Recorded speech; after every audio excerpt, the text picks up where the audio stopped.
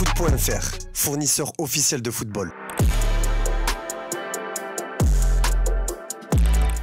Bonjour tout le monde et bienvenue dans ce nouveau JT Foot Mercato. On commence en France avec l'OL qui poursuit sa préparation, mais sans Dejan Lovren, Amin Sarr, Paul Akuoku, Sinali Diomandé ou encore Florent Sanchez. Tous ces joueurs sont considérés comme des indésirables et sont donc poussés vers la sortie. Lovren, un des plus gros salaires du club, est en quête d'un nouveau projet. Un départ qui est en tout cas acté, c'est celui de Ryan Cherki. C'est David Friot lui-même, le directeur sportif, qui a annoncé la nouvelle dans un entretien au Progrès. On a discuté avec lui sur le début de l'été et nous cherchons à trouver une solution. Il va certainement partir. Je ne sais pas ce qu'il y a de mieux. L'étranger ou le PSG? Je crois qu'il faut que tout le monde soit gagnant. C'est un enfant du club, il a donné beaucoup depuis qu'il est formé ici, mais il y a des moments dans une carrière où on doit aller voir autre chose. Le club qui l'accueillera en tirera tous les bénéfices. A annoncé du côté du Borussia Dortmund, comme révélé par nos soins, tout ne s'est pas passé comme prévu durant les négociations et un autre club est venu toquer à la porte pour lui. Selon les informations de Sky Sports que nous pouvons confirmer, il s'agit du RB Leipzig. Il voit en lui le remplaçant idéal en cas de départ de Dani Olmo. Dans le sens des arrivées, le nom de Yasser Asprilla circule malgré l'intérêt de Rennes. Priorité du club breton, avec qui Watford tient un accord pour un transfert de 28 millions d'euros plus bonus, comme révélé par nos soins, il leur manque l'accord du joueur. Et ce dernier décide de temporiser. Asprilla a été proposé à l'OL alors que Leicester est aussi à l'affût. L'intérêt lyonnais existe, pour autant les Rodaniens sont d'abord concentrés sur la vente d'indésirables avant de chercher à recruter de nouveaux éléments. Fin du suspense pour Joshua Kimmich. C'était la tendance annoncée par Sky Germany dimanche et nous sommes en mesure de vous confirmer, Joshua Kimmich va continuer avec le Bayern Munich. Le joueur a communiqué sa décision au club qui était sur lui. Des discussions concernant une prolongation avec le Bayern ont même débuté. Le PSG voit cette piste prendre fin pour cet été, mais cela pourrait être que partie remise, puisque si aucun accord de prolongation n'est trouvé, le joueur pourrait s'en aller l'hiver ou l'été prochain. Toujours à Paris, Manchester United temporise concernant Manuel Ugarte. Les Red Devils sont toujours intéressés par le joueur et n'abandonnent pas cette piste d'après Sky Sport. Le club anglais souhaite jouer la montre pour faire diminuer le tarif demandé par le PSG jugé trop gourmand. Le club souhaite également faire de la place à Ugarte en se séparant de McTominay. Vous le savez sûrement, Kylian Mbappé a racheté les parts du SM Caen cet été, devenant ainsi le plus jeune propriétaire d'un club de football européen. Et la famille Mbappé veut s'impliquer pleinement dans le projet et d'après nos informations, ils ont déjà fait de Zoumana Camara leur priorité au poste d'entraîneur. En plus du coach, le club normand veut également renforcer son effectif. Selon les informations de l'équipe, la première recrue de l'ère Mbappé au SM Caen va être Yann M'Vila. Le quotidien sportif précise que le milieu de terrain de 34 ans est actuellement en contact avec le club de Ligue 2 pour venir y apporter son expérience. Ouest France annonce même que l'international français va signer un contrat de 2 ans, soit jusqu'en 2026.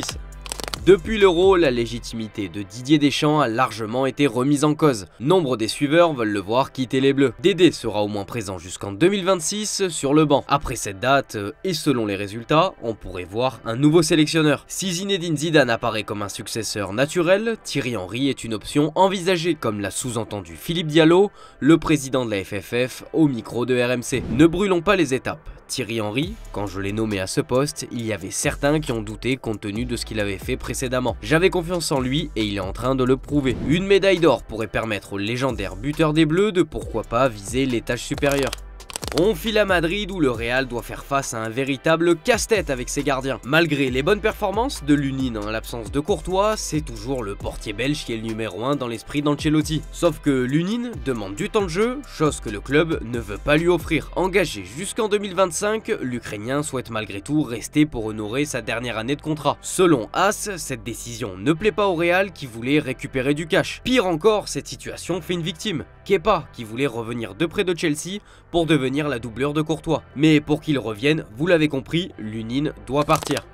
C'est le dossier brûlant côté Barcelone et le club catalan touche enfin au but pour Dani Olmo. Leipzig ferme sur ses positions, avait annoncé ne pas brader son joueur. Et il faut croire que malgré ça, Barcelone a trouvé la solution. Après une réunion décisive qui s'est déroulée entre les dirigeants de Leipzig, le clan Olmo et le directeur sportif du Barça, Deco. Selon nos informations, l'écurie allemande a accepté l'offre de 47 millions d'euros ainsi que 13 millions de bonus dont 3 millions facilement atteignables. Les deux formations sont enfin tombées d'accord pour le transfert de l'Espagnol. Dani Olmo va signer un bail longue durée puisqu'il va être lié au Barcelonais jusqu'en juin 2030. Le Napoli est sur le point d'enregistrer une jolie recrue. Selon les informations de Sky Italia, David Neres a donné son accord pour rejoindre le club italien. Les positions sont proches, il ne reste plus qu'à trouver un accord entre les deux clubs. Mais ce dossier pourrait mettre du temps à se finaliser à cause du cas Victor Osimhen. Naples comptait sur la vente de son buteur pour avoir du cash à investir sur le mercato. Mais le Nigérian est toujours au club et la tendance n'est pas un changement. Un des prétendants les plus sérieux, Chelsea, s'est retiré du dossier à en croire les informations de Sky Italia. Sacré rebondissement dans ce feuilleton qui n'a pas fini de faire parler. En Angleterre, Jim Ratcliffe souhaite toujours réaliser son projet de nouveau stade pour remplacer Old Trafford. Un projet estimé, je le rappelle, à 2 milliards d'euros, une somme astronomique qui pousse les dirigeants mancuniens à faire du naming pour Old Trafford, afin d'avoir un peu plus d'argent. D'après The Athletic, Snapdragon, le sponsor du club, qui paie déjà 175 millions d'euros sur 3 ans pour apparaître sur le maillot des Red Devils, souhaiterait eux à tout prix récupérer ses droits de naming. Affaire à suivre. Newcastle voit enfin le bout du tunnel sur le dossier Marc Guéhi. Pisté depuis plusieurs semaines, The Telegraph annonce que le transfert du défenseur de Crystal Palace pourrait être réglé d'ici la fin de la semaine. Le média parle d'un montant de 70 millions d'euros. Le Bayern Munich est sur le point de s'offrir un beau renfort en défense, l'un des secteurs prioritaires du club pour ce mercato. Dans le viseur du club bavarois depuis quelques temps, le défenseur de Leverkusen, Jonathan Tah, va s'engager contre une offre de 25 millions d'euros plus 5 en bonus selon Kicker. Le deal sera conclu une fois que Matthijs de Ligt sera vendu à Manchester United. Mauvaise nouvelle pour Lionel Messi. TV5 Monde nous apprend que sa villa basée à Ibiza a été vandalisée par le collectif écologiste Futuro Végétal. 2 militants ont été filmés en train d'asperger la façade de sa demeure de peinture noire et rouge pour mettre en avant le rôle et la responsabilité des riches dans la crise climatique. Ils ont d'ailleurs déployé une banderole avec le message suivant: aider la planète, manger les riches, supprimer la police. C'est officiel, l'OM nous a dévoilé son 3e maillot pour cette saison 2024-2025.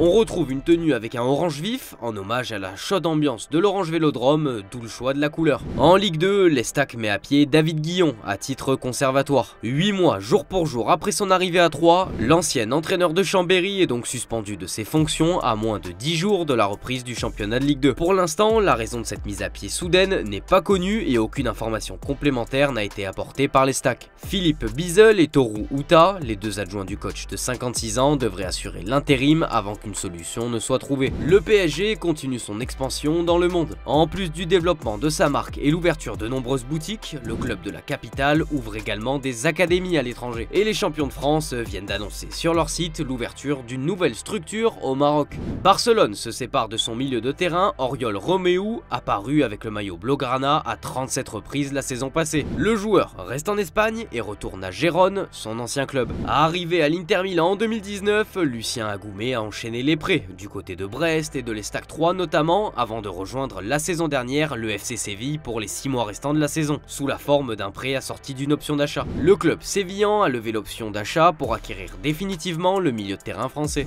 West Ham continue de se montrer actif sur le marché des transferts. Après Luis Guilherme, Crescencio Summerville, Niklas Füllkrug et Max Kilman, les Hammers accueillent le milieu de terrain argentin Guido Rodriguez. Longtemps pisté par l'Olympique Lyonnais l'an dernier, le milieu de terrain de 30 ans était libre après la fin de son contrat au Betis en juin dernier et s'est engagé avec West Ham pour une durée non précisée.